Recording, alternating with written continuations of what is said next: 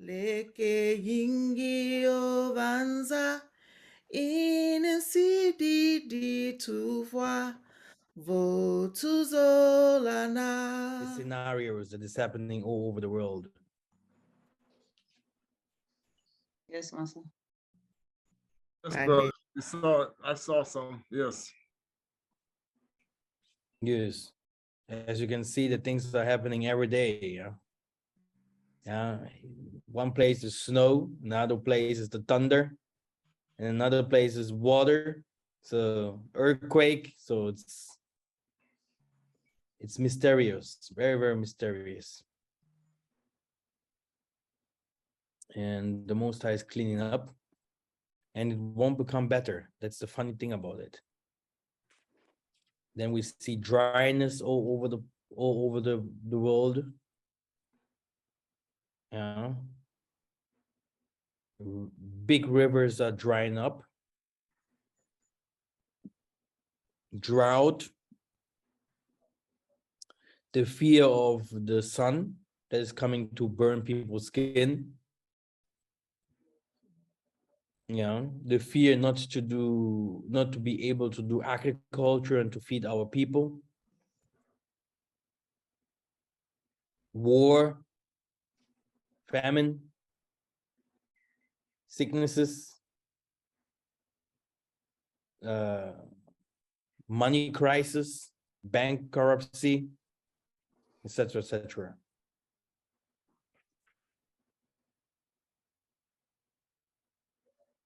So, what do you guys think? What can we do? Our best bout is to just make sure that we stay in the spirit of the Most High and listen to the instructions that we are given and to prepare ourselves for the next stages to come, because especially with the video I just did, essentially it's coming to where only those with the spirit of Congo will rise and those who don't have the spirit of Congo will fall. And so you'll see the difference. And only the people with the spirit of Congo will be given the things that they can do. Everybody else will be subject to the beast. The truth is that really we have really to stay in faith, in prayers, and opening. That the Most High have a place for us in His holy places, but we have also to prepare ourselves.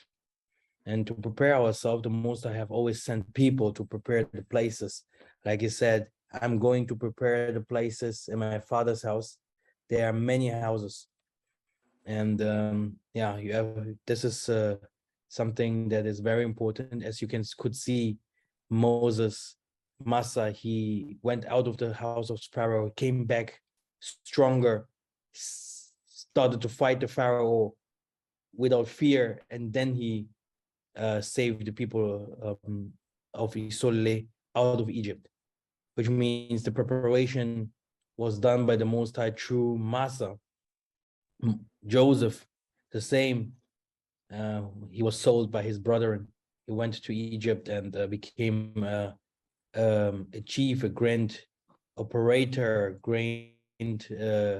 great man over there, so that he could control the government. And at last, he saved many souls by feeding the people in a time of how can I say, in a time of famine. Exactly, thank you. Yes, in a time of famine. And this is what the Most High does.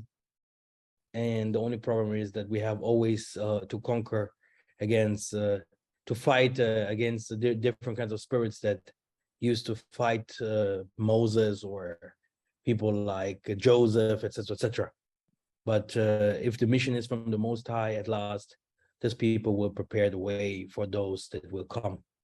But the way must be prepared by those who are chosen to prepare the way. Yeah. There is no way out of it. Okay, great. Today, first of all, greetings again, Yenge to everyone here. Yenge, Yenge, Yenge. Dengue.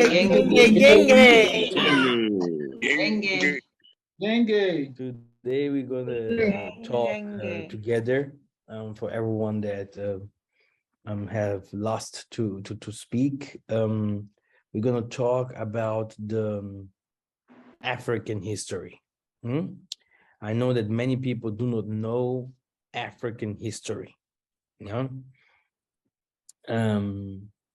Yes, if we talk about African history, we have to know that the whole world, the white supremacy world, let's say like this, they hid a lot of truth from us. Yeah, they never wanted the world to know that Africans also ruled the world. And today we're going to talk about it, a part of it, because this is also one that wants to start to teach about the great kingdom of Mali, Menomotapa, Egypt, Carthage, etc., etc. And today we're going to go to the history of Carthage. Who knows the history of Carthage? Who knows the history of Hannibal? Okay. Carthage is remembered only in the context of its dramatic fall. It is the historical Goliath slain by Rome with little attention spared on its backstory. The reason is quite simple. The Punic Wars between Rome and Carthage were an epic, century-long clash of civilizations whose final chapter concluded with the utter destruction of the North African Empire. History was written by the victor, and the memory of Carthage was left to the ashes. This has tragically left us with only fragmentary information about a fascinating civilization which lasted over 7 centuries and which at one point ruled over much of the Western Mediterranean. Today, it will be our goal to draw back the shrouded veils of history and bring to life the rise of Carthage. But what if Carthage had not been destroyed in the Punic Wars? Luckily, you can check the ancient world and grow wealthy in Israel. Carthage's rise is intimately linked with the history of the Phoenicians. But just who were the Phoenicians? Well, to start with, they were a cultural group which lived in the coastal areas of the Middle East, a region covered today by Lebanon, northern Israel, and western Syria. Here, these ancient Bronze Age people lived in a series of independent city-states, which included the noble settlements of Tyre, Sidon, and Byblos. By mastering ocean travel and trade, they managed to link together the far-flung markets of the ancient world and grow wealthy from their profits. Their power only grew as economic activity across the Mediterranean accelerated over the course of the 3rd, 2nd, and 1st millennia BCE. However, in the 1200s BCE, the Bronze Age collapse threatened to bring the whole known world crashing down. Yet the Phoenicians would prove resilient. Amazingly, they weathered the storm and even managed to capitalize on an open market while their land-based rivals withered away. As a result, great cities such as Tyre rose to preeminence. Fueling their growth was a movement to expand on existing trade networks by founding hundreds of outposts and colonies across the Mediterranean. By 800 BCE, there were Phoenician colonies everywhere, from Cyprus and Sicily to Spain and North Africa. In these endeavors, the Phoenicians found fierce competition from their Greek rivals, who were also occupied with colonizing the Mediterranean in places like southern Italy. Such colonies could range in size from small trading posts or religious sites to fully fledged cities. Politically, the Phoenician colonies of the Mediterranean were free to govern themselves, although they typically paid homage to their mother cities in various ways. Economically, however, the Phoenician colonies were increasingly being dominated by Tyre, which had grown wealthy from the east-west trade routes across the Mediterranean. In particular, control of the silver trade coming from Spain made it one of the most formidable cities of its time. Carthage was born out of the flourishing Phoenician trade network. In fact, its founding in modern-day Tunisia strategically positioned the colony to take advantage of both the east-west trade route, which ran from Phoenicia to Spain, and the north-south route, which ran from Africa to Italy. Geographically speaking, the city itself was ideally located at the tip of a peninsula with both natural protection and close access to the sea. According to tradition, we are told that Carthage was founded in about 814 BCE, a date which generally coincides with archaeological findings. The foundation myth tells of Dido, a princess who had fled Tyre. She was escaping her brother Pygmalion, who had just murdered Dido's husband, the high priest of Tyre, and seized power in the city. As she fled, Dido brought with her not only colonists, but the customs of Tyre and the Phoenicians as well. When she landed in North Africa, Dido supposedly resorted to clever trickery to establish her new home. After being told she could settle her people on only the land that an ox hide could cover, Dido ingeniously cut the hide into strips and seized an area big enough to found a city. This settlement she named Carthage, a simple name that means new city in Phoenician. Thus, Carthage was born. Historically speaking, Carthage likely began as a small trade settlement, which in its very early stages was subordinate to the locals, being forced to pay rent for the use of the land. This idea of a humble colony at the mercy of its neighbors is reflected in legend as well. Supposedly, Dido killed herself by jumping into a fire in order to avoid a forced marriage to one of the native chiefs. But it wasn't just the locals that overshadowed young Carthage. There were other, elder Phoenician cities in the region, like Utica and Hippoacra, which may have exercised some degree of control over their younger sibling. Yet, despite its infancy, the new city appears to have grown quite rapidly. Within a century, it reached a population of 30,000 people, with bustling economic activity, rapid city development, and a new set of walls. This trend would accelerate in the years that followed. However, the true turning point for Carthage would come with the decline of its mother city. In 586 BCE, Tyre came under siege by the Babylonian king Nebuchadnezzar II. The siege must have been exhausting for Tyre, as it lasted for 13 years. Ultimately, Tyre was able to beat back the Babylonians, but not without cost. For 13 years, Tyre had seen itself cut off from its colonies. Permanent damage to Tyre's position was done. To make matters worse, the silver trade had begun to collapse, which had ripple effects for both Tyre and the Phoenicians in Spain. By the time Cyrus of Persia finally conquered the Phoenicians in 539 BCE, the once great cities had already witnessed a half-century of decline. Okay. I think in a moment, all this video is not telling you anything, but as you could hear, we are talking about people, Phoenicians, and Carthage. We are talking about people that lived in this area from Tunisia, Morocco, Egypt, Middle East. Black people that the Bible describes as Hamitic people, up to the western part of Africa, up to the kingdom of Mali.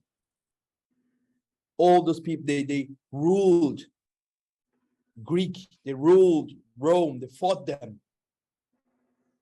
Yeah, who knows the stories? When we go to the Bible, You know, just to show you guys how to prove someone, because the Europeans are liars. Oh yeah, because see, if you notice in all that portion that they were talking, the Hittites were actually involved in a lot of that, but they're erased because they're the ones telling the story their way, because they're now calling themselves the people. They're not even in the story and they're part of that. So when we talk about the children of when we talk about the children of Japheth, we have the northerners, Gomer, Ashkenaz, etc., etc. But when we go to the children of Ham, then you're gonna see some things clear. We are talking about Ethiopia, Egypt, Put, which is Carthage, and Canaan. The sons of Cush are Seba, Havila, Rila. So which means that when we talk about this children's here, they lived from the western part of Africa in the northwest up to the whole regions, Egypt and the east of Africa. There was no white man there. This is their story. And as you could see, Nimrod also came to fight them. And you can see that Cush fathered Nimrod. Yeah, so Ethiopia, he was an Ethiopian. He was the first on earth to be mighty man. He was a mighty hunter before the Most High. Therefore, it's said, like Nimrod, a mighty hunter before the Most High. The beginning of his kingdom was Babel, Erech, Akkad, and Calneh in the land of Shinar. Can you imagine that all the stories that we read and saw there in this video, this is an African story? Yeah. And from that land into Assyria and built Nineveh, Rebot Kala. So all this are people from the Western Africa up to the Eastern Africa. These are the Hamitic families. But no one will tell you the stories. Yeah. Because when we look clear, then what you're going to see is that they were fought by the Greeks later. The Greeks came into Africa, the Romans, yeah, then the Turks. So, Brother Trey, you can let us read this.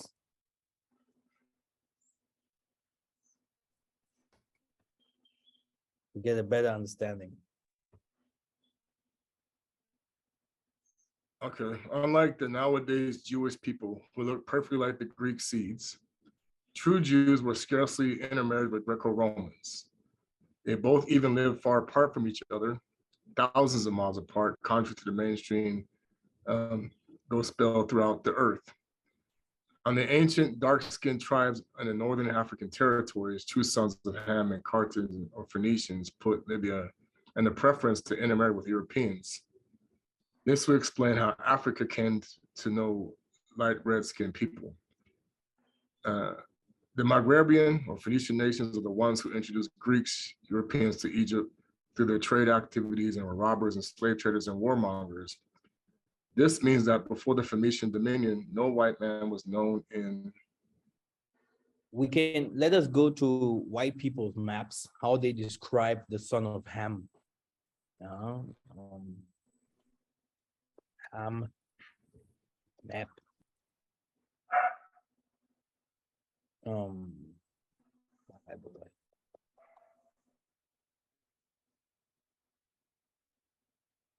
Where they put the son of Ham.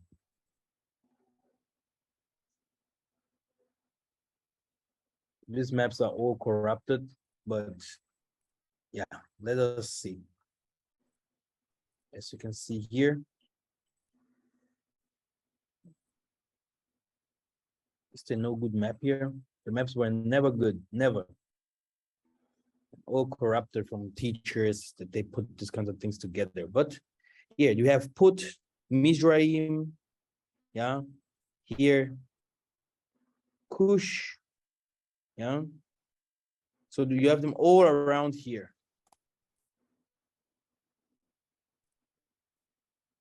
Let's see a better map. It's also a map that is not complete. Put Egypt, Havilah, Seba.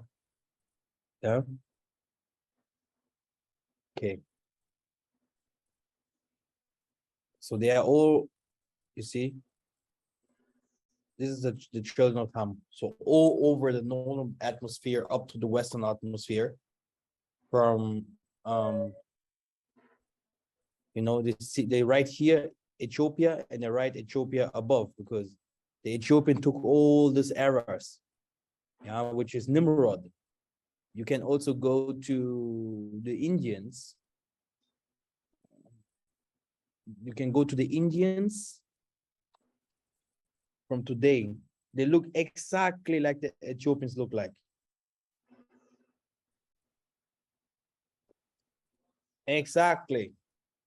If you look at the Ethiopians and you look at the modern Indians, there's no difference. The same people. Yeah, by hairs, by the skin color, there's no difference. Yeah, and if we go to Middle East, they look all the same, like the Arabs. Yeah, how can that be?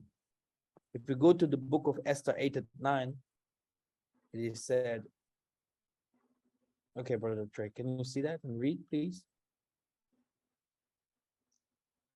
Okay. Then were the king's scribes called at that time in the 3rd month, that is the month Sivan, on the 23rd day thereof. And it was written according to all that Mordecai commanded unto the Jews, and to the lieutenants and the deputies and the rulers of the provinces, which are from India unto Ethiopia, 127 provinces, unto every province according to the writing thereof, and unto every people after their language. So if you look at the world map,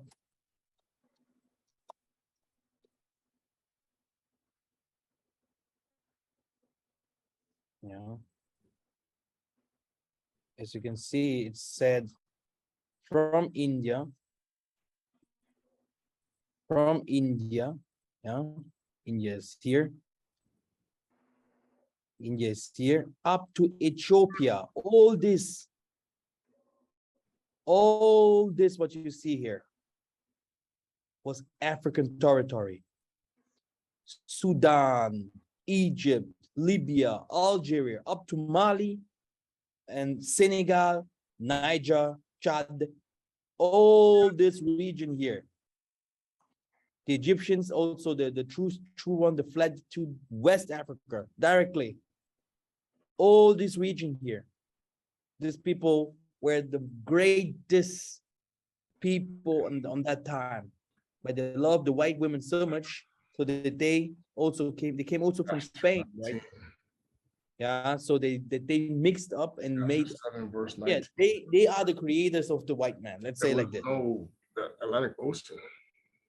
And they had yeah, the 1,000 years of war that happened there, yeah, against the mulattoes, yeah, because many mulattoes came out from them, yeah. And no one talks about the African story. This is the true African story. No one talks about it. The great kingdoms, the great empires that where you could see people like heroes from, you can see Greek heroes, like I don't watch these movies no more. Yeah, people like these movies, like you can see Sparta. The other one was what was his name? Like these heroes, many heroes were black. Many heroes from the Greeks, from the Romans were black. That's why you see sometimes when they show you Roman videos, you see them in the great arenas fighting. But the Romans, first the Greeks, but then the Romans, they won the war. Against Qatar, against North Africa, they against Hannibal. Hannibal fought them. France, Spain was his Italy. He fought them very well, but later he lost the war. Hannibal was a black man. Then they came to Egypt and they also won the war against the Egyptians. And that's why you see that the Egyptians today are Romans, Turkish, they are Greeks. So all of them here in this era, they look mostly the same. They are Middle Easterners. You have the so-called Jews from the Middle East. You have them everywhere. You have them in Egypt. You have them in Libya. You have them in Morocco. You have them in Algeria. You have them in Tunisia. There are Jews there. You have these Jews in Turkey. You have these Jews in Germany. You have these Jews in Italy, in France. You have these Jews in Spain. How can it be? What kind of Jews are they? It's funny, right? What kind of Jews are they? When this era was the era that this land was not called Israel at all. It was never called Israel at that time, as you could see in the video. Decline. Without Tyre and the other eastern Phoenician states, the colonies in the west suddenly found themselves facing a power vacuum. For Carthage, there could not have been a better situation. Carthage first began its rise locally. By the 5th century BCE, the upstart city was able to shake off the yoke of the native Libyans and quickly became the leading regional power with great influence over Utica, Hippo Acre, and other Phoenician settlements of North Africa. From here, the new city then began to look out across the Mediterranean, intent on claiming Tyre's old throne. Yet, whereas Tyre had dominated the colonies almost solely through economic pressure, Carthage began adding military force into the mix. Her name. This is African story. Now, let us continue reading. Poetry.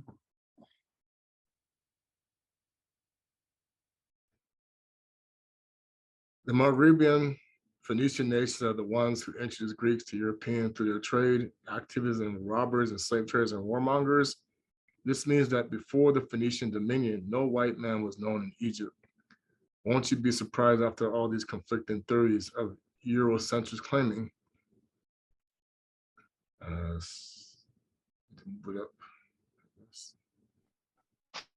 to have built the pyramids? Josephus Flavius settles the matter here, buddies. Read on to discover more hidden truth. And see, one thing I want to mention is, and this is how you know why they took out the book of Jasher, is because, first of all, we're living in West Africa and the United States because it was one continent. And they destroyed the pyramids here in Colorado because they were built by Black people when they got here. And they knew that because the Egyptians had gone through the entire earth and it was Black people. And so that's one of the reasons why when they came over here as Europeans, they wanted to erase the Black man's history in the Americas because there were no Americas. It was Embo. It was one continent. And they didn't want to let people know that because they wanted to be the dominant race. Okay. Great, and this is how it continues. This is the story of these great people, the Phoenicians, Egyptians, and etc., etc. Can you continue reading, please, Trey? As for ourselves, therefore, we neither inhabit a maritime country, nor we delight in the merchandise, nor in such mixture with other men as arises from it, but the cities we dwell in are remote from the sea and having a fruitful country for our habitation. We take pains in cultivating that only. Our principal care of all of this is to educate our children well, and we think it to be the most necessary business of the whole life to observe the laws that have been given us and to keep those rulers of piety that have been delivered down to us. Since therefore, besides what we have already taken notice of, we have had a peculiar way of living of our own. There was no occasion offered us in ancient ages for intermixing among the Greeks, as they had for mixing among the Egyptians and in their intercourse of exporting and importing their several goods, as they also mixed with the Phoenicians who lived by the seaside by means of their level of lucre and trade and merchandise. Nor did our forefathers betake themselves, as did some others, to robbery, nor did they, in order to gain more wealth, fall into foreign wars. Although our country contained many 10,000s of men of courage sufficient for that purpose, for this reason, it was the Phoenicians themselves came soon by trading and navigation to be known as the Grecians. And by their means, the Egyptians became known to Grecians also, as did all those people whence the Phoenicians in long voyages over the seas carried wares to the Grecians, and the Medes also in the Persian, when the lords of Asia became known to them. And this is especially true of the Persians who led their armies as far as the continent in Europe. The Trajians were also known to be the nearness of the country. Thracians were also known to them by the nearness of their countries. The Scythians by the means of those that sailed to Pontus, for it was so in the general that all maritime nations and those that inhabited near the eastern or western seas became known to those that were desirous to be writers, but such as their habitations further from the sea or from the most part unknown to them, which things appear to have happened to Europe, also the city of Rome, that has this long time possessed of so much power and performed such great actions in war, as yet neither mentioned by Herodotus, nor by the Thucydides, nor by any of their contemporaries. And it was very late and with very difficulty that Ephorus, for one, were so very ignorant of the Gauls and the Spaniards that he supposed the Spaniards who inhabit so great a part of the western region of the earth to be no more than one city.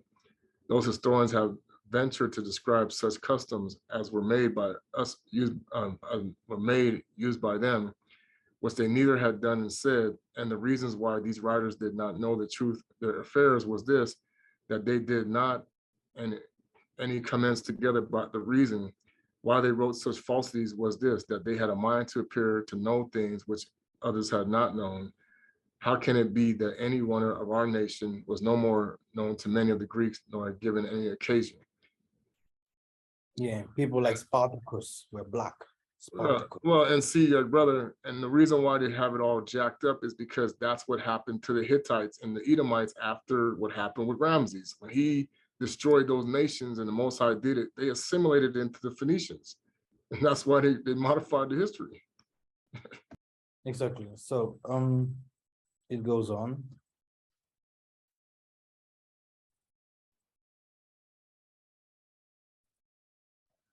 Now here comes the most outstanding reproach against the Greek white supremacy still fresh. I quote, "How can it then be other than an absurd thing for the Greeks to be so proud and to vaunt themselves to be the only people that are acquainted with antiquity? But then for those that first introduced philosophy and the consideration of things celestial and divine among them as the Pherecydes, the Syrian, and the Pythagoras and Thales, all with one consent agreed that they learned what they knew of the Egyptians and the Chaldeans and wrote but little, and these are the things which were supposed to be the oldest of all among the Greeks. And they have much ado to believe that the writers subscribe to those men are genuine. As Pythagoras and Thales, those who carried math know them better than I do, confess all kinds of wisdom and science the Europeans cherished came from Africa, chiefly from Sudanese people, Ezekiel Tana, and the Ethiopians. However, European thinkers do not do justice to law, plagiarism, and copyright. Be the judge for thyself." Exactly. as the religion, Christianity, that the most of the people talk about, is also a typical Black religion that came from, yeah, the Hamites.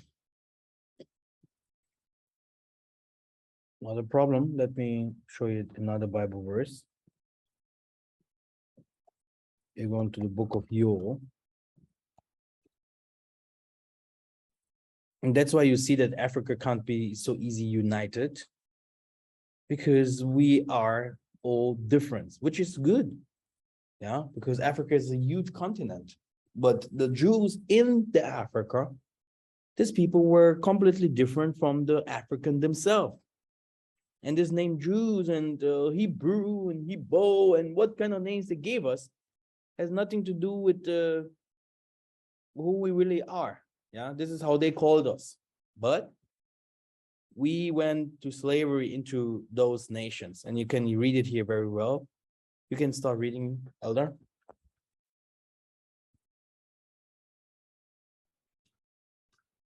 For behold, in those days, and at the time when I restore the fortunes of Yaoundé and Jerusalem, I will gather all the nations and bring them down to the valley of Jehoshaphat, and I will enter into judgment with them there on the behalf of my people inherited in Zolele, because they have scattered them among the nations and have divided up my land. I have cast lots for my people, and have traded a boy for a prostitute, and have sold a girl for wine, and have drunk it. What are you to me, O Tyre and Sidon? Oh, you see Tyre here now? And Sidon that we saw there. Now the Musa is talking about Tyre. And we saw Tyre there in the map. That Tyre is there in the Middle East. They ruled from there. And these people were African, Black people, Hamites. These people take our people as slaves. And Musa is saying, who are you? Who are you guys? Today, Syrian, Lebanon, Turkish, etc., etc. Go ahead. And all the regions of Philistia, are you paying me back for something? If you are paying me back, I will return your payment on your own head swiftly and speedily. And this is what is happening now. The judgment is happening over there all the time. Yeah, these people have no peace at all. These people are dying. My goodness, it goes up to this Pakistan. Okay, I told you about my Pakistan neighbors when they asked me, well, why are we suffering like that? I say, this is just the beginning, you guys. Do you even know who you are? Who are we? I say, wait a minute. I have no time to speak to you guys. Huh? But you will know later when you are knocking on my door and asking for forgiveness. Yeah? And then I will explain you easily. Yeah. When you take all your mammons and all your witchcraft out from our places, because we have to go back to the Most High, the true one. Yeah. Then I will tell you who you guys are. When I see that when I see that the most of you guys are gone, then I will tell you the truth, because the judgment is from the Most High, not from men. Yes, you can read here by yourself. Go ahead. For you have taken my silver and my gold, and have carried my rich treasures into your temples. You have sold the people of Yaoundé and Salem to the Greeks in order to remove them far from their own border.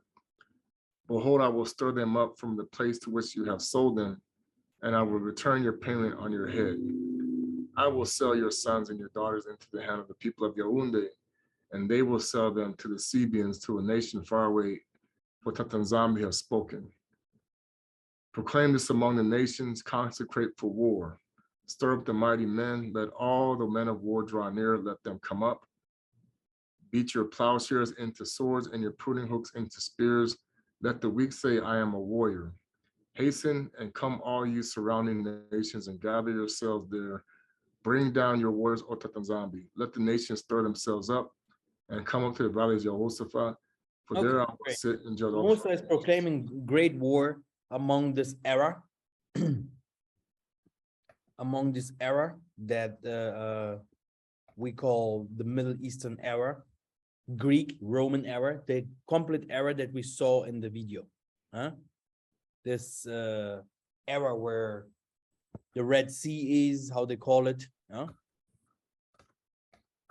Yeah, the Musa is talking about this era right here, where you have Carthage, Tunisia, the Greeks. Yeah, he's talking about the Spaniards. So he's talking about war and all these eras, and the north in Europe and the northern Africa, which is Egypt, Put, Canaan, Kush, up to the eastern part of Africa, where he's talking, the Bible's talking about people when they start fleeing, because people in America will have the greatest problems. When the problems will start, they will start fleeing to the Southern America. And from there, it would be a great problem to come over to, to Judah, because there will be a wall. A wall will be built. And Simon Toko said it very clearly. He said, this wall, no one can pass this wall that will be built there. He's saying that in the land of the Most High, there will be a lot of strangers, for sure. It's not like there will be only black people. No, that's not the truth. But we are talking about how many people are we, okay? And how many people will be saved. The Bible is talking, even if you are as many as the sand of the sea, only 1/3 or 2/3 can be saved, something like that. He's saying, whoa, forget it. These days will be different. And I'm judging already. And everything is working. You can see it by yourself. Everything is happening. Everything is happening. Yeah. Every week that we are meeting each other for our Saturday assembly, things are happening all over the world. Things are changing. People are dying. People are coming new to this world. Things are changing all the time. Now at the moment we have a union between Russia and Asia, and we knew it before that this will happen. Even the Bible is talking about it. Let the weak become strong so that they can fight the West. Yeah.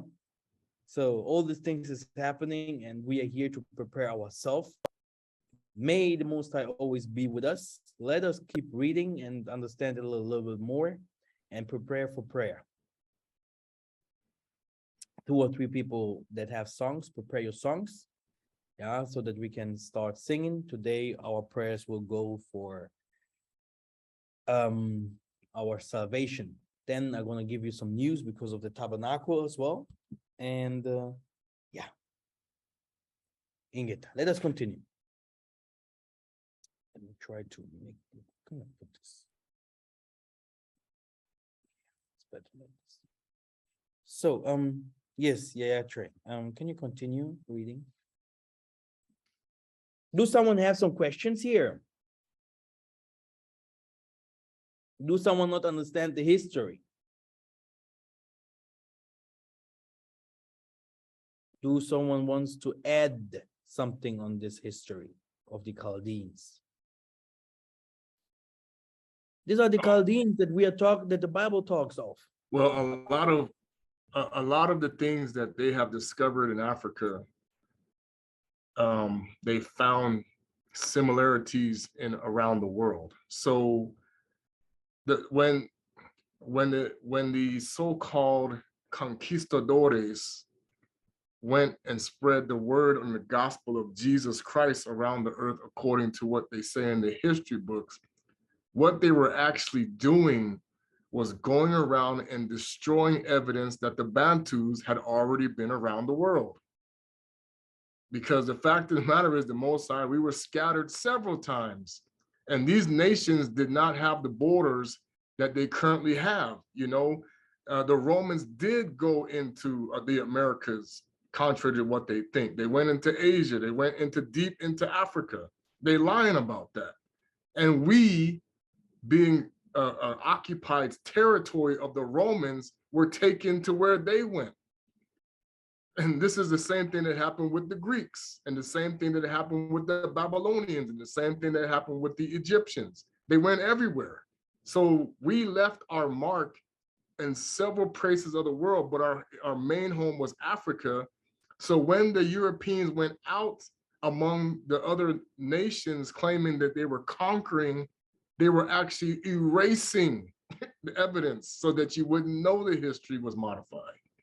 And that's Exactly. what happened. But the Bantus themselves, they were enslaved by those people, by people. That's why you see always the Bantus talking sometimes bad about West Africa, because in the western part of Africa, this is where you have the Fulani and some others people that were involved. You can see if you go to Ghana, some places in Nigeria, you can ask, they will tell you these people sold us to slavery. Because there's a lot of mixture that happened. And that's why the Most High said, beyond the rivers of Ethiopia, my people will flee. This is the difference here. Okay. And this is that what the most of the people will not do not understand. The migration of the slaves did not happen from the Middle East to America. It happened from the western part of Africa to America, according to the scriptures, and the eastern part of Africa to Asia. And according to the scriptures, these are the people from the book. Okay? Not people who are in Ethiopia, somewhere there, people that are in Egypt, Senegal, somewhere there, they are also mixed, but they can even come closer, because these are the places where the people went to slavery. But these are the people that sold those, by the way. This is a fact. This is history. Now, that's why you see that African people, the people that lives in the North Africa, they are very good with the Westerners. They are very good with the Europeans. They have no problem with the Europeans at all. If they are finishing off Gaddafi or some others, it's just because Gaddafi is also someone who becomes a terrorist to them, because they just want puppets. But Africa itself, was the African country was divided with the Shemites and the Hamites. This is a fact. And the Hamites, they were the great kings on that time. They ruled over the world. As it's written, Egypt, you will never ever rule over the world. Egypt ruled over the world. And no one's talking about those kind of things, because these people were black Africans. It's like today everyone wants to go to America because America's ruling over the world. And America have a lot of different kinds of people that live in America. From China, from India, somewhere there, from Russia, from Africa, from Europe, from Latin America, Southern America.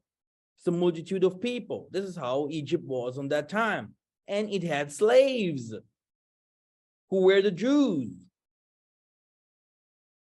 Like they called Jews, or whatever. Hebrews, Bantus, whatever. And that's why still today we have the songs, how we spread. You have people who went from the old era, from the places like Niger, Congo languages up to the southern part of Africa. But there in the Nigeria and the Ghana Delta, many mixtures happened there, even more than the people in the south. This is also something that happened to the Ngala people from the Congo in the northern Congo.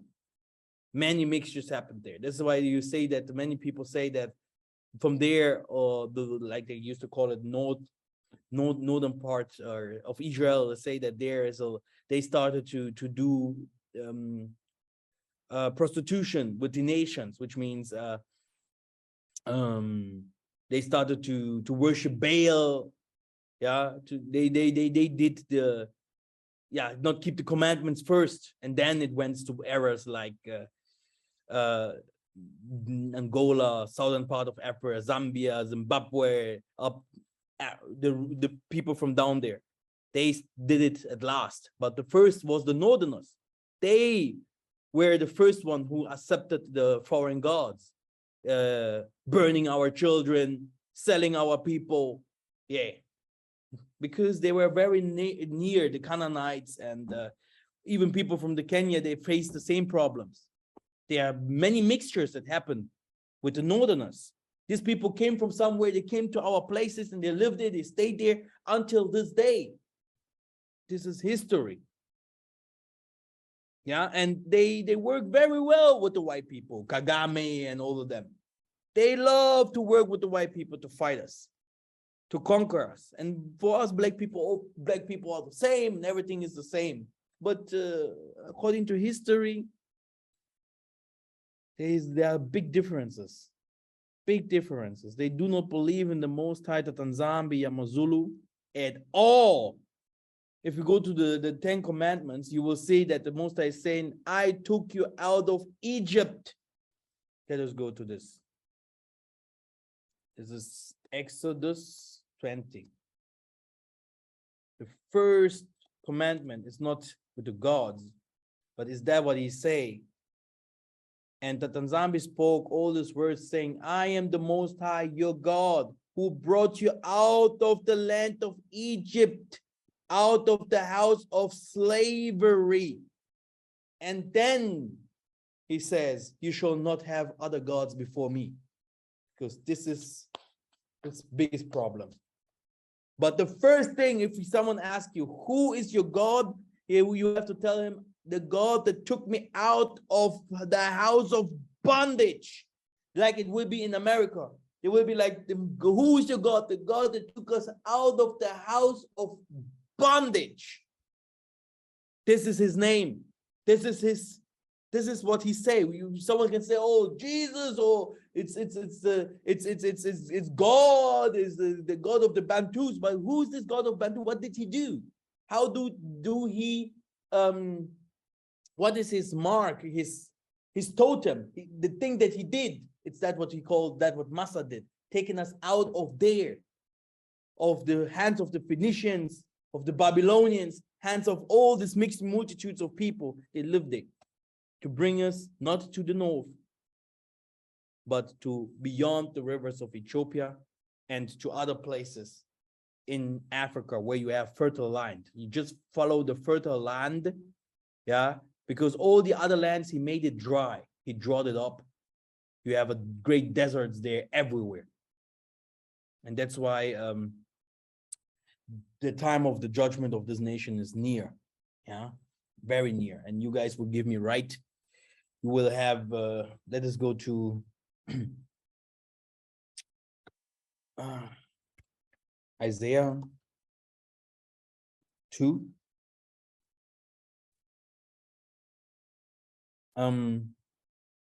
Yes, Brother Trey, can you read, please? The word of Isaiah, the son of Amos, saw concerning Yaoundé and Solomon. It shall come to pass in latter days that the mountain of the house of Tatanzambi shall be established at the highest of the mountains, and shall be lifted up above the hills, and all the nations shall flow to it. And many people shall come and say, come, let us go up to the mountain of Tatanzambi, Zulumongo, to the house of the God of Yakubi, that he may teach us his ways, and that we may walk in his paths. For out of Zion, I don't know, he shall judge between the nations, shall decide disputes for many peoples, and they shall beat their swords into plowshares and their spears into pruning hooks. Nation shall not lift up a sword against nation, neither shall they learn war anymore. That's it. So the Most High is talking about how he will save us. You will see that nation should not fight against nations. But we have people that went 1948 to the Middle East and said that they are that this is Zion, that this is the place of the Most High, that this is this is where the highest mountains are. This is where the nations should go. You can see the whole world is going to these places, and they wants to see, they wants to build a third temple there. But if you type here, the Most High is saying that in this Bible verse is almost saying that no nation will go against nations. You will see men and animals living together, peace. He's talking about peace. But Here, if I type, war, brothers and sisters, something like that you have never seen. These people are warriors. It was never peace here. Here.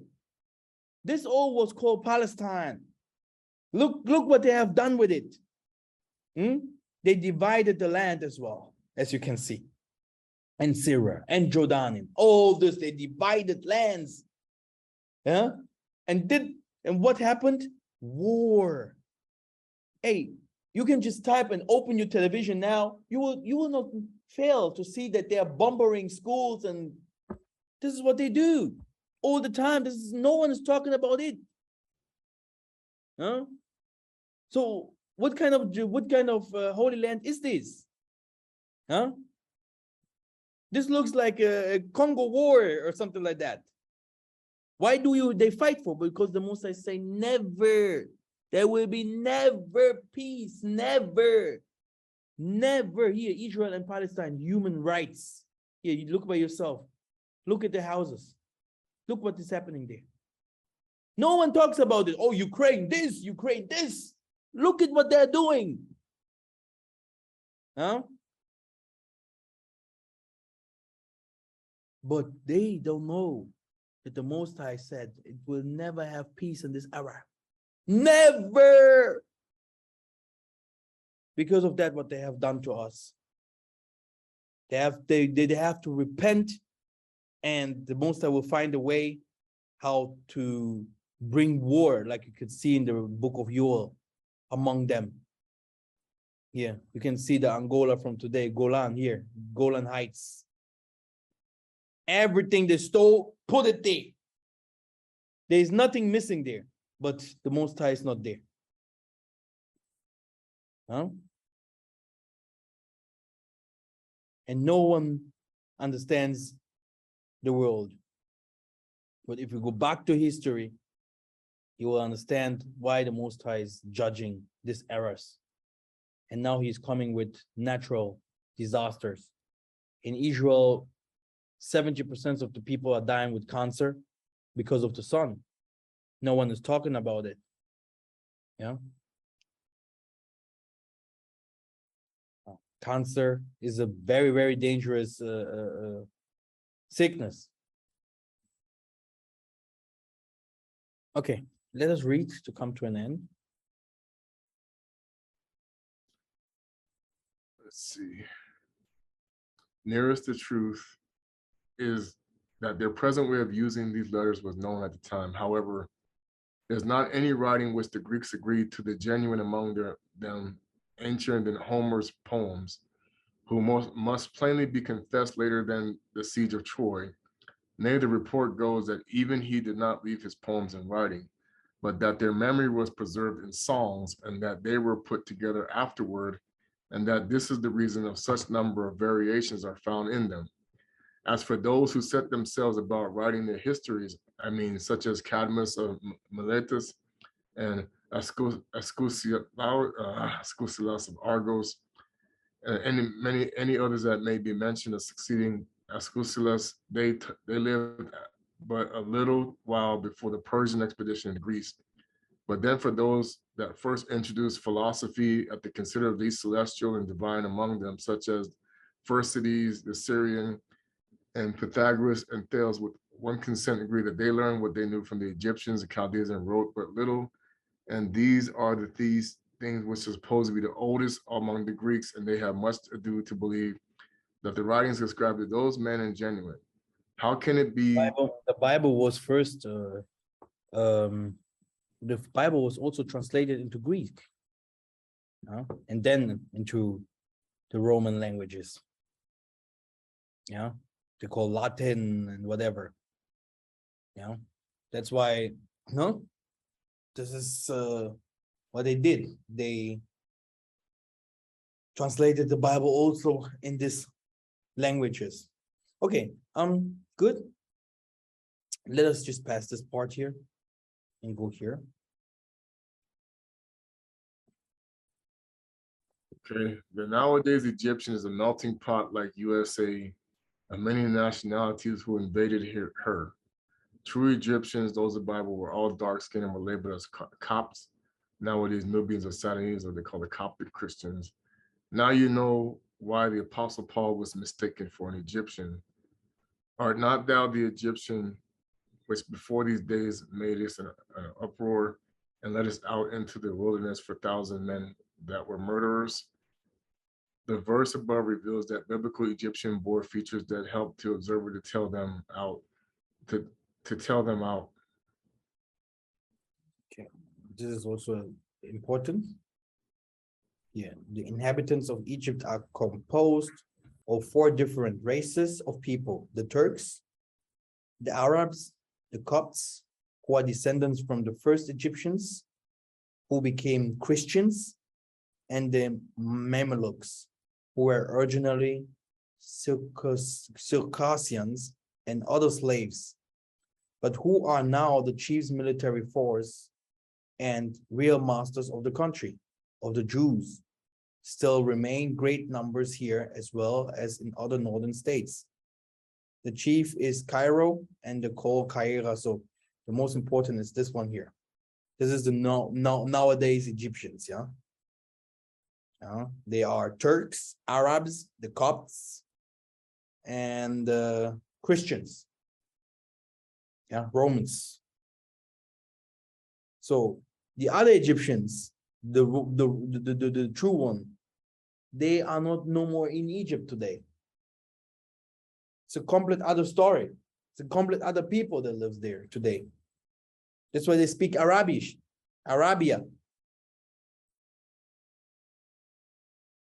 Our information respecting the races inhabiting Africa, like that on most other subjects connected with Africa, is imperfect. Generally speaking, however, Africa north of the Senegal and east of Egypt may be said to be inhabited by Arabs races known to use as Moors, Berbers, Kabilas, etc. Egypt is inhabited by Copts and Abyssinia, which is Somali, and Somali by tribes, chiefly of Caucasian origin and much civilized. The original inhabitants of Cape Colony were Hottentots, who are now, however, confined to the territory north of the colony, washed by Atlantic and stretching north to about latitude 24 degrees south. To the east of Cape Colony, as far as latitude 20 degrees south to coast, and how far inland is not known, inhabited by Kafirs. Kafirs means black, yeah, in Arabic or this northern African, yeah, Kafir. Central Africa from Senegal south to the country of the Hottentots and Kafirs, and east the Indian Ocean is fully inhabited properly by Negro races. This is where the languages of Africa are far too numerous to admit any attempts being made, even to enumerate them. The most widely diffused are the Arabic and Berber and the Madingo, and this is us, right? Yeah, here you have Madingo. Yeah, this is our languages. So we all things mixtured people all over the places. The last traveling over nearly the whole western coast, and the former two over all the northern and northeastern parts of the continents. Yeah, now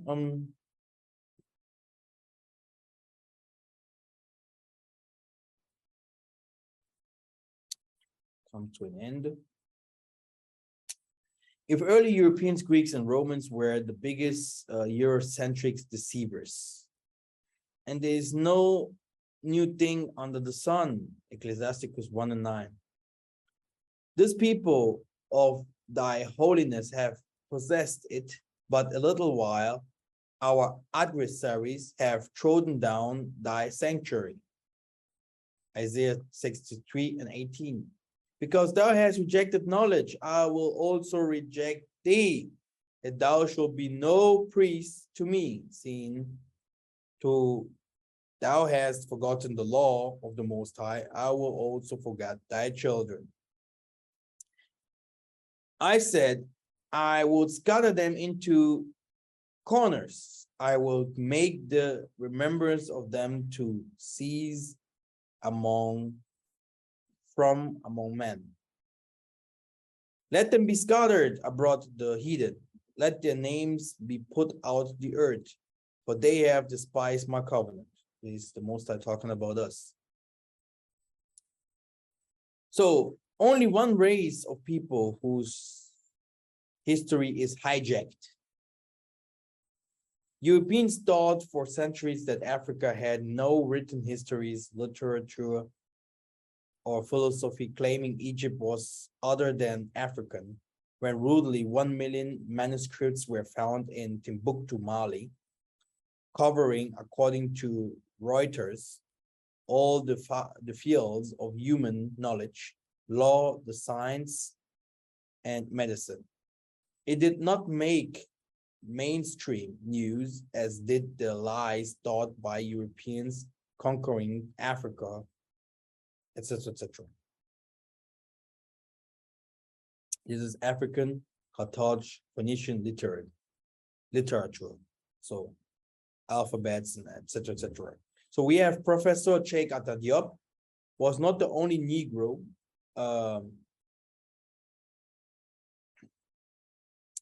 who has been wrestling to dismantle European lies. Twice as UNESCO symposiums. White supremacy over Black legitimacy is not of recent break news. It has been staged ever since Negroes lost their dominion on planet Earth, Isaiah 63 and 18. You can read it again. The people of thy holiness have possessed it but a little while. Our adversaries have trodden down thy sanctuary. That's why the Most High is saying that he will take all these territories again. It was given to Abraham, by the way, to yield ways to other empires and civilizations up to the Greco-Roman race ascendancy. You can see that the white race, they started their history with the Greeks. Yeah, never forgot that, with Alexander the Greek. In the book of Maccabees, this is where white man's history starts.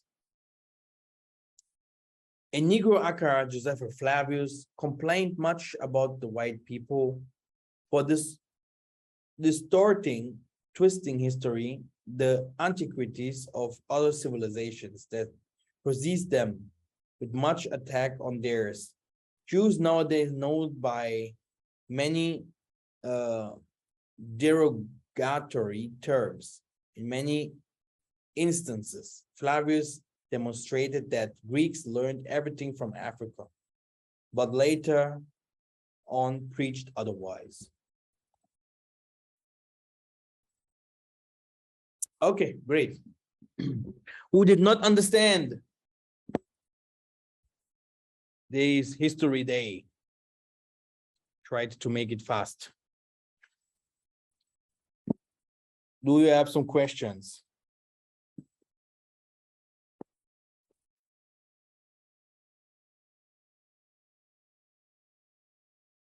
I think this was new stuff for many, huh? You knew a little, but not really. Yeah, it's new. Definitely watching it over and over again. Yeah, you have to go to other channels to type Moors in Africa and all these kinds of things, and you're gonna understand. Moors in Europe, you're gonna understand. And this is very important to know, because we cannot only teach religion or Bible. You have to know history. History is very important, so you will understand how the Most High salvation will be, so that we can't judge unfairly or with emotions, or because the Moses say, "Oh, Israel will be saved." He's talking about how we can help even the nations or ourselves and be smarter than before. Because if you look at our presidents and all of them, they do not know those things, not even a little.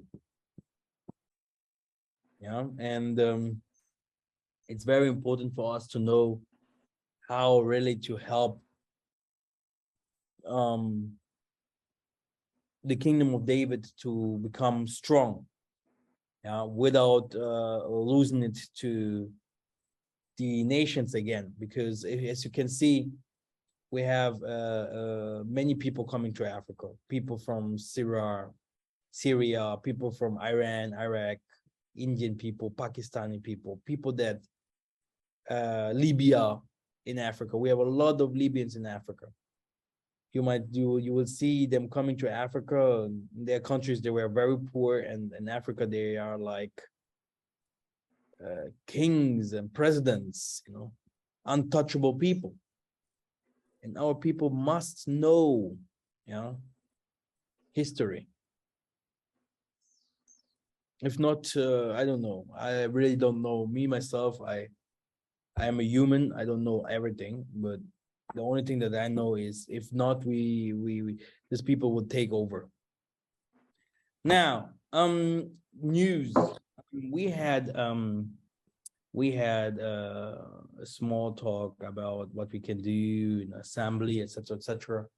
I think the most of the people were not too motivated to continue this, because we needed normally 2 or 3 people to lead another session on another day, like Wednesday or Thursday, before the assembly, to talk with people about the purifying body and reading, maybe having also a class, but also talking about doing rituals, because rituals are very important.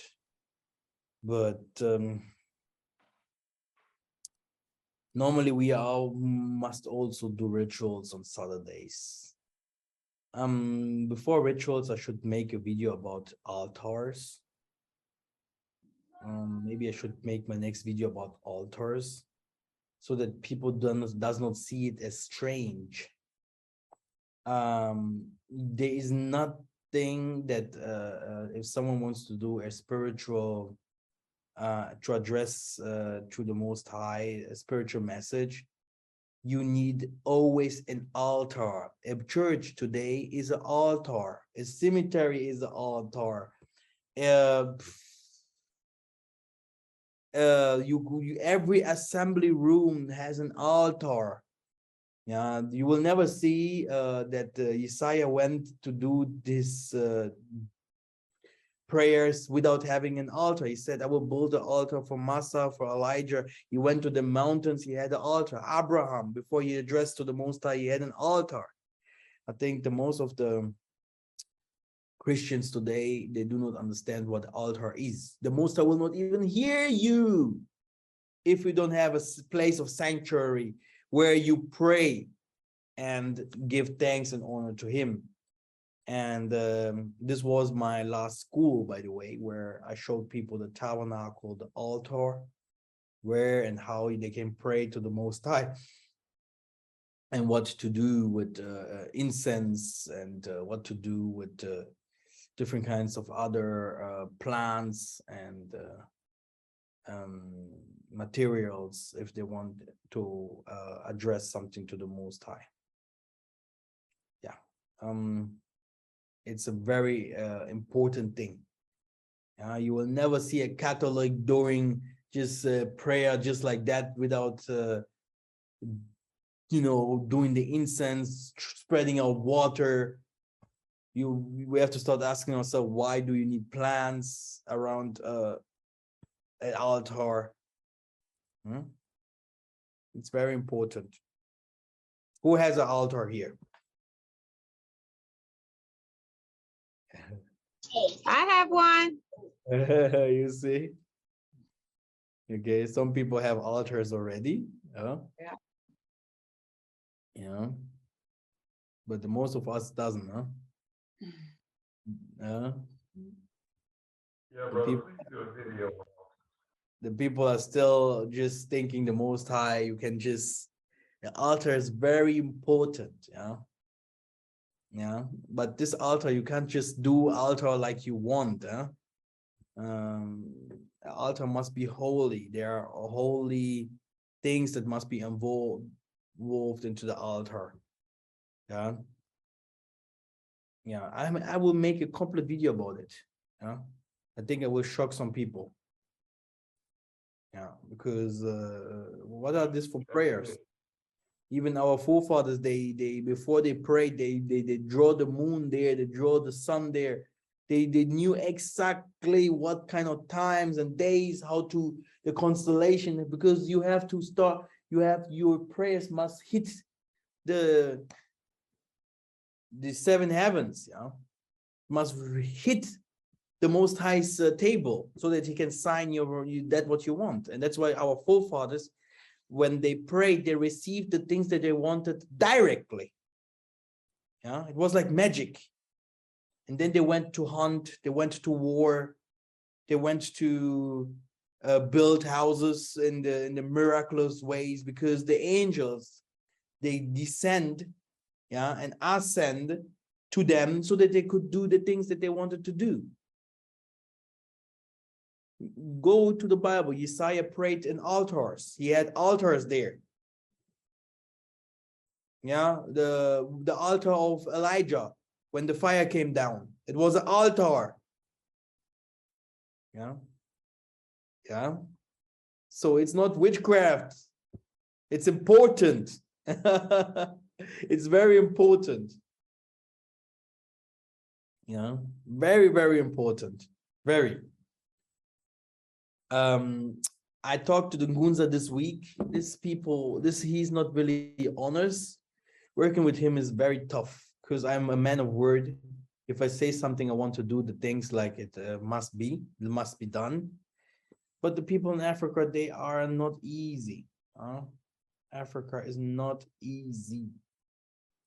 Africa is not easy. This is something what the West have helped us with a lot, to see how different people are in Africa. Yeah, they are not trustworthy.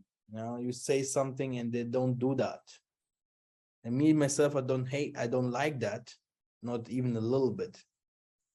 But yeah, the thing is, I have also my other partners that I work with all the time, and I was even thinking maybe to work with them again, because we have so many people that have subscribed for the tabernacle. There are many, many people. I will have a lot of work to do. And I have to start as soon as possible. Very soon I will have visitors. Brother Matthew is coming to Angola, next week. And I have to find time, maybe two days to do the work.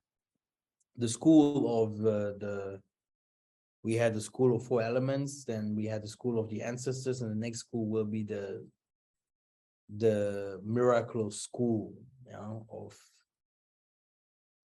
pushing things from nowhere to this world. But this can take a little time. It can be on next year,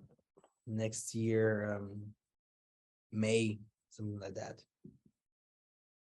Next year, May. But this is also only for people who has learned the first 2 schools and really wants to do that. They have to explain me why they want to learn this, because it's not for everyone. I think it's not important for everyone to know how to push things from like sicknesses out of people. And this is also something that I have to pray for, that you can do that. It's also something very miraculous. I have also learned it, by the way. It's not like I knew it from the beginning. Someone just help me to know how this works. Then what I have planned, I will share the website very soon, very soon. It's about coming to Angola and being here with us, under us, because my dream is still to have our people all here and to help to have one day a school, to have a school where I will have all different kinds of people with different kinds of gifts, teaching the youth, mothers, and etc., fathers, spirituality, not religion, but spirituality. And like I told you guys, history is important. You cannot be a spiritual person. You cannot be someone who can move the mountains and do not know anything about your history. So later you will start fighting your own parents because you think they are the enemy. And that's why history is very important and will be also teach day.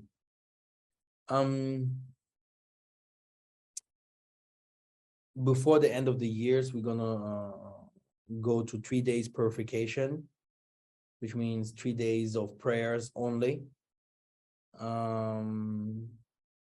This is very important for us. I will even do one session of it on YouTube, like every year, before before December. I will take my one hour or two. I will call 2 sisters, maybe from the Tokwis church, because they know our songs. My wife is not able to do that at the moment. So then I'm gonna start singing and worshiping and also performing miracles in front of YouTube. Pray for me, so that everything goes well. Before this happens, I always receive a lot of attacks. It was never different. This is a time where people have attacked me crazy. But this is also the time where I received more than 100 messages. People were healed, and it's a good time because this is where I really take my time to pray. And when you have your people in front of the day and the day that I do that, you have the sick people in front of my channel. They will be healed. The most I help them. In the miraculous ways. Thanks to the Most High.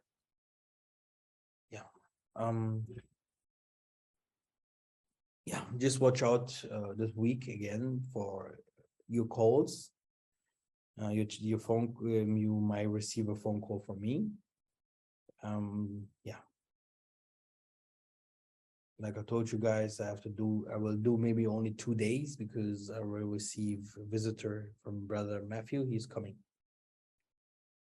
Brother Matthew is coming to visit Angola. Good. Can Brother Q, yeah. I just wanted to ask a quick question regarding the altar. Because a lot of the things required are actually from Congo. So when people run out, it's not easy to get. So I want to find out what is the minimum things needed. Like if you don't have some of those things, what is the minimum thing needed to set it up? The minimum thing, I made one day a video about the cola nut.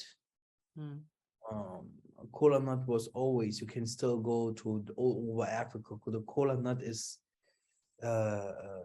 something that our forefathers used to connect with the ancestral world. Water, it's always good to use water. Water connects. Plants, but you can also ask me privately if you have questions like this. The things that you burn with the incense, like the musangu and etc. These things are for luck, bad spirits. But to connect to the Most High better, to connect is you can go to the water areas, to the forest, to the mountain, you know, and do the ceremonies like I teach you guys, or but to purify your house, to purify yourself against demonic attacks, etc., etc. You need this. You need this Congo stuff, the things from Africa. Brother Charis is coming in 2 weeks. He's bringing those kind of things to the United States. Okay. So Brother Charis is coming in 2 weeks. He's bringing a lot of stuff to the United States, a lot of stuff. Because the truth is that our forefathers, they used herbs, no doubt. For different kinds of things, they used herbs. And you will be surprised, there are herbs for everything. And I really believe in natural medicine. I have never believed in natural medicine like in this time before, because I have seen a lot in my life. A lot of things happened and normal medicine couldn't help. Only natural medicine. And so I believe in natural medicine. I believe that natural medicine can help if you know the righteous formula. It can help with different kinds of things. These are the things that is missing in the churches, like the Tokwis church. They do not know anything about the herbs. Like the man that died, Pakitoko, his mother, Mama Masamba, who also was a Tokwist, and Pakitoko was also a Tokwist, like also my parents or I. We also come from the Tokwist church. And when Mama Masamba was performing miracles like Simon Kimbangu or Andre Matsua or Kimpavida, they were doing this with herbs. This is a gift. The thing is happening like this. It's science. Alchemy. You must try to put things together to know if this helps or not. But our forefathers had the gift to connect with the Most High Spirit. When the Most High Spirit fell upon them, they started to know, just take this plant, take this wood, take this grass, take water, take this chicken, take this, and they put these kind of things, and boom, they started to heal. They had never problems to operate someone or having different kinds of sicknesses like we have it today. And Brother Charis is not here because he's in the Congo at the moment. If not, he could tell you guys how cancer and all these kinds of sicknesses are healed. Because me, I'm also a little bit scared to show everything at once, okay? And that's why I don't do that. But this kind of sicknesses, even like HIV, when you know exactly what to do, it can be healed. Because our forefathers had this kind of problems. They never had this kind of problems. And some of the sicknesses can't be healed by just laying down the hands and praying over someone. It won't work. So just be patient, and in 2 weeks' time he will be in the America. And for those people who are really, really sick, like having sugar or cancer, I will also show them how they can do the other practices. I'm not an egoist. I will show them that's not a problem.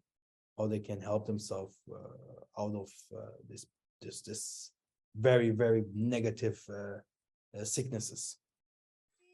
Mwanda zambi velelesa, anasa fukawa yabi.